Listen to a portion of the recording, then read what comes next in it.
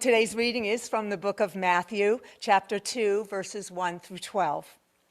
After Jesus was born in Bethlehem in Judea, during the time of King Herod, Magi from the east came to Jerusalem and asked, "Where is the one who has been born King of the Jews? We saw his star when it rose and have come to worship him." When King Herod heard this, he was disturbed, and all Jerusalem with him. When he had called together all the people's chief priests and teachers of the law, he asked them where the Messiah was to be born. "In Bethlehem in Judea," they replied, "for this is what the prophet has written. But you, Bethlehem, in the land of Judah, are by no means least among the rulers of Judah, for out of you will come a ruler who will shepherd my people Israel."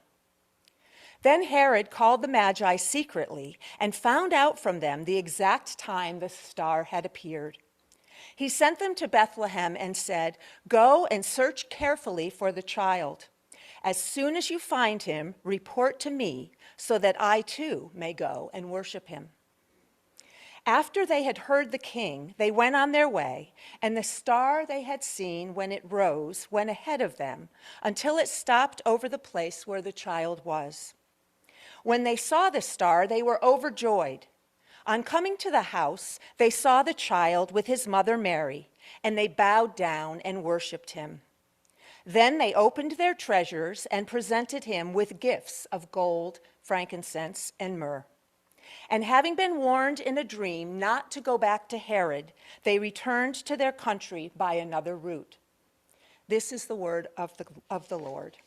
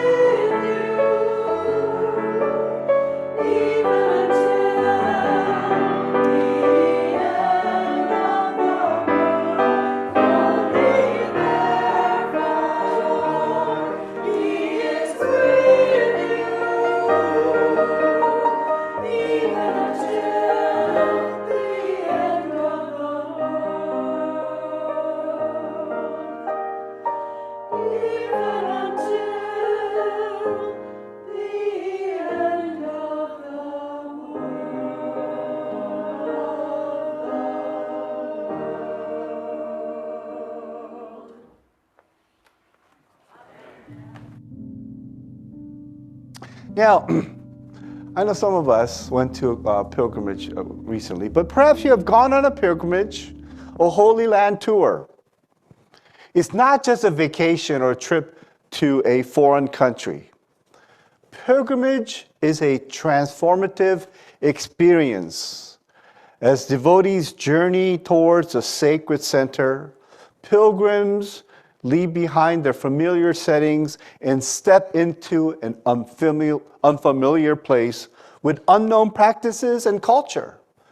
It's an extended and often difficult journey because it requires participants to separate from the given, everyday world, from daily routines and expectations. It takes the pilgrims to a holy place where the modern meets the ancient, the familiar blends in with the mysterious, and the present interacts with the eternal.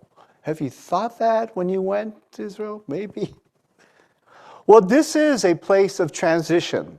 Technically, it's called a place of liminality, an in-between place. In it, the pilgrim's sense of identity dissolves, causing a sense of disorientation, but at the same time discovering a possibility of new understandings of life and self. This is where great inner transformation can occur, where previous assumptions and behaviors, patterns are revised and scrutinized. The possibility of transformation is heightened because the usual social boundaries and limitations, they diminish. Therefore, the pilgrim's thought, self-understanding, and behavior find new expressions. Well, I'm continuing the series, Enter the Kingdom of God, a new perspective on salvation. Today, I want to talk about entering into this liminal stage as a metaphor for entering into the kingdom of God. Or put it another way, the liminal stage is we're exiting the old world and entering into this eternal, loving, very different kingdom of God. You begin when you commit yourself to the Lord, when you commit yourself to loving every day, you're beginning to enter this unfamiliar place with unknown practices and values. Well, the thing is, the kingdom of God, is it territorial? Is it spatial? Is it the church? Or is it about heaven? Is it happening now? Will it happen in the future? The answer is yes, yes, yes, and maybe. Because Christ's reign of the kingdom is neither spatial, neither temporal, neither denominational. It is something that we enter, we don't exactly understand. For our text, have you ever read this text that Carol just read and said, man, this is a little baffling. This is a group of foreigners named Magi come to Judea. Magi is a word not Hebrew or Greek. Actually, it is a root word for magicians. And these strangers show up in Jerusalem, the capital, meet the ruler, King Herod, and they ask the king, where is the king born in Judea? Well,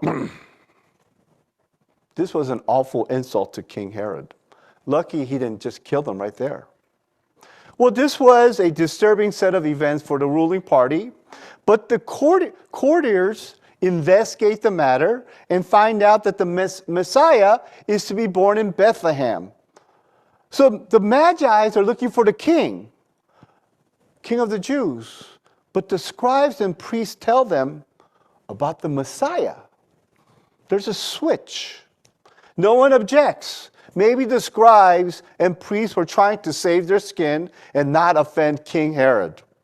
Or they could have been trying to correct the Magi and tell them, hey, what you're looking for is not the king, but the Messiah, because kingship is dead, corrupt, and defiled, and no longer of any value. The strange thing is that no one goes with the Magi. The scribes of the law, the priests, the royal courtiers, all stay put as if nothing really happened, even though these strange foreigners come all the way from east to inquire about the King of the Jews. Another bizarre element is the star that led the Magi. You know, some modern astronomers claim that there was a comet that was observed by the Chinese called the Broom Star. Or it could have been lighting up of Venus and Jupiter that happened near that time. Therefore, there's a historical value to this story. And we could understand a comet coming up, Jupiter and Venus lining as a way of leading the Magi towards Jerusalem. However, our story said that the star appeared again and then led them to a house right over where infant Jesus was. The puzzling part is that this star story kind of mixes kind of a historical, astrological phenomenon with angels of light that leads people. So it's historical, yet at the same time, mythical. But these are not the strangest things of all. The most bizarre element in this story is that the Magi come all the way from the east, claiming to find the King of the Jews. Then when they find him, they give him some strange gifts, gold, frankincense, and myrrh, and they proceed to worship a young boy at an infant stage, worship. So some Bible translators, if you know some older translations, they couldn't handle it, so they said they pay homage to the boy. But the word is worship. You don't worship kings. You don't worship little baby boy. You only worship God, right? If you like the TV show Stranger Things, well, there it is, right in the Bible. This is the original Stranger Thing. Well, reading this passage is like someone saying, well, I'm going to celebrate Hanukkah at the local mosque by lighting Advent candles and then going out to eat some barbecue pork. It just doesn't make sense. It don't match together, right? And this is the point that Matthew is making. Entering the kingdom of God is leaving something very familiar and stepping into the unfamiliar place with unknown practices and cultures. It's going to be a difficult journey because you're going to leave everything you know behind. The comforter will take. But everything else, all your assumptions, your paradigms, the way you look at the world, you're going to start leaving behind and enter into this betwixt kingdom of God. In this liminal world, God prepares us for a profound transformation where old values are abandoned, new perspectives are formed, greater possibilities come into view. We exited the familiar and started to enter this mysterious, miraculous, and amazing kingdom of God. You have done it. We are in it. We know, in Matthew, this theme is taken up again in Gospel of Matthew in chapter 14, where Jesus walks on water. I love that story.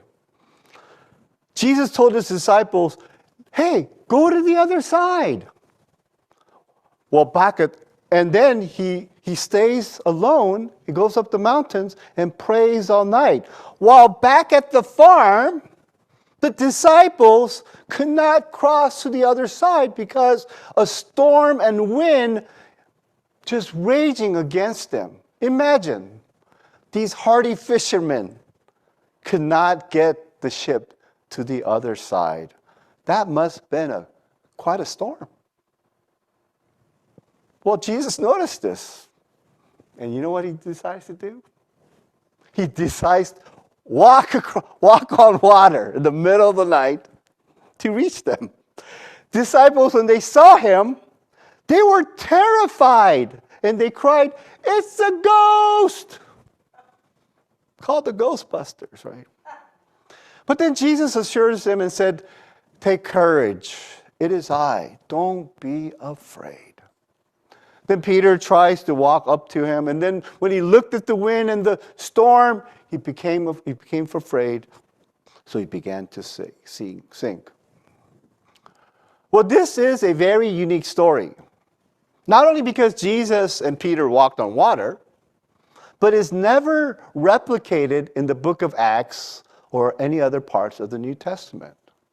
Yes, healing, exorcism, and other miracles of Jesus were done by his disciples later and by Paul. However, walking on water is not done at all afterwards.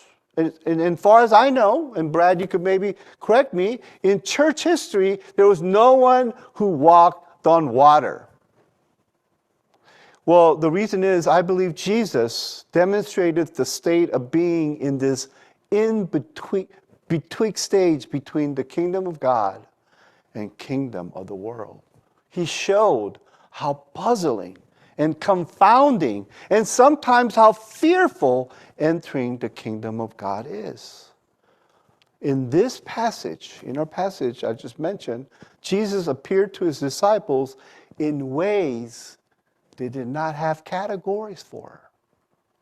In our parlance, blew their mind. He could have stopped the storm from where he was, but he didn't. You know what? He could have just not tell them to go the other side, but he didn't. He could have been in the boat with them and explained to them, listen, this is what I'm going to do, and start to walk on water just to hold their hand through the process. But he didn't. I always wonder, what was Jesus praying for all night? Probably for the storm. I believe he was praying for the disciples because he knew that they would encounter something in their betwixt stage that would blow their mind. Well, as I mentioned earlier, many of us have experienced this liminal stage of our personal faith. Some people come into that place, right? And I believe it's not a one-time thing that happens when you first accept the Lord or you begin your faith journey. It happens many times in our journey where we step out of the familiar into an unknown place. This happens on a personal level. It happens on a community level to places like Dranesville, churches like us. The pandemic, the changes in our society, the discoveries and the research in biblical studies and theological considerations have placed us in a very unfamiliar place. Some people do not want to go to this betwixt place and prefer to remain in the place of comfort and recognition. But some crazy people, some daring people, want to venture to a new place with different perspective and ideas Some are not sure what to do. But this is what the Magi's story is telling us. They were trying to find the boy Jesus. Because when you find that boy Jesus, or you find Jesus in our lives, he is familiar because he is the Son of God. He is new because through him, God is doing a new thing. He's reassuring because despite all the uncertainties and confusion and discomfort and confoundment, puzzlement, Jesus says, take courage. It is I. Don't be afraid. The stars will lead us. The guiding angels will show us the way when we start to recognize him and worship and honor the Son of God. Then we know we have entered this liminal stage where we're starting to experience the kingdom of God in our lives. Anybody here confused? Well, let us pray. Dear Lord, some of us are in this Betwixt Kingdom. Some are here by choice, but some are thrust into it by our circumstances. Some of us lost our loved ones. Some of us are dealing with physical or mental infirmities and afflictions. And we don't know what to do. Just like the disciples who were stuck on the lake with a windstorm raging against them. Some have moved from one stage of life to another. Some graduated from high school, from college, became empty nesters, entering retirement, or finding themselves in a very unfamiliar stage in their life, and they're scratching their head. We are confused, Lord, and somewhat tired, a bit fearful, and mostly longing to hear assurances from you. Dear God, help us through these betwixt stages where you call our attention, rearrange our thinking, and transforms us to thrive in the kingdom of God. In Jesus, who calls us to go to the other side, in his name we pray. Amen.